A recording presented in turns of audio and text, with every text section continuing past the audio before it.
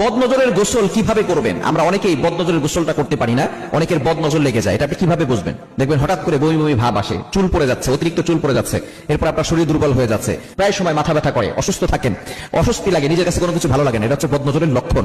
যদি এরকম আপনি ফিল করেন তাহলে আপনি গোসল করে নেবেন একটা আমল করে। আপনি এভাবে যদি গোসল করতে পারেন অবশ্যই আপনি ভালো একটা ফলাফল পাবেন। বদনজরের গোসল এটা আমরা অনেকেই জানি না। বদনজরের গোসলটা কিভাবে করবেন এটা বলে দিচ্ছি। এই বদনজর কিন্তু খুব ভয়ঙ্কর জিনিস। নবী সাল্লাল্লাহু আলাইহি ওয়াসাল্লাম জানিয়ে দিয়েছেন আল আইনু হাক্কুন, বদনজর এটা সত্য।